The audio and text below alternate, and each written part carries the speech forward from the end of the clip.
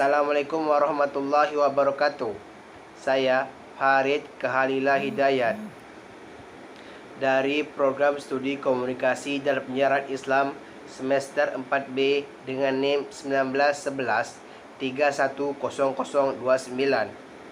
Ingin menyelesaikan tugas ujian tengah semester komunikasi massa. Di sini saya akan membahas tentang sejarah komunikasi massa dan asal-usul komunikasi massa. Media massa sebagai alat utama dalam komunikasi massa mampu membentuk masa depan umat manusia. Salah satu alasannya adalah karena media massa kiat pesat pertumbuhannya. Ini merupakan dampak sejarah panjang proses bagi umat manusia karena manusia ingin meningkatkan kualitas komunikasinya bersama sesama manusia. Walaupun media massa itu bisa dikatakan fenomena yang relatif baru, karena keberadaannya pada pusat manusia, artinya ia akan menolong atau membentuk setiap hidup tujuan manusia yang akan datang. Dengan kata lain, media massa saat ini menjadi sentral perubahan umat manusia. Hasil gambar untuk Melvin DeFlor Sandra J.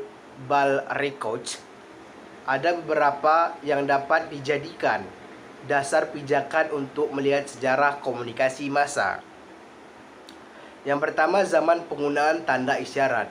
Yang kedua, zaman digunakannya percakapan bahasa dalam komunikasi. Yang ketiga, digunakan zaman penulisan. Yang keempat adalah zaman cetak.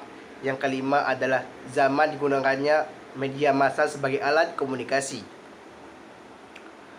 Yang pertama, zaman tanda dan isyarat. Era ini yang paling awal dalam sejarah media massa, jauh sebelum nenek moyang dapat berjalan tegak dalam berkomunikasi. Peran insting sangatlah penting dalam komunikasi terhadap manusia, karena kemampuan kapasitas otak untuk manusia masih sangat terbatas. Yang kedua adalah zaman bahasa lisan. Era ini berjalan sekitar 300 tahun sampai 200 tahun sebelum Masehi. Kemampuan untuk berbicara, berbahasa secara terbata-bata dalam kelompok masyarakat masih masyarakat tertentu. Manusia era ini disebut dengan Homo sapiens. Kemampuan berbicara dalam sistem bahasa baru terjadi sekitar 900 tahun sampai 4000 tahun sebelum Masehi. Sementara itu, bahasa secara lengkap mulai digunakan kira-kira 35 tahun sebelum Masehi. Yang ketiga adalah zaman tulisan. Era ini muncul sekitar 5000 tahun sebelum Masehi. Mereka tetap menggunakan bahasa lisan, tetapi mereka juga menggunakan tulisan. Era ini berlangsung lebih pendek dari era sebelumnya. Sejarah tulisan itu sendiri merupakan pergantian dari gambaran, piktografi, dan fenotis, dari penggunaan gambar ke penggunaan surat sederhana untuk menyatakan maksud yang lebih spesifik. Yang keempat adalah gambaran media cetak.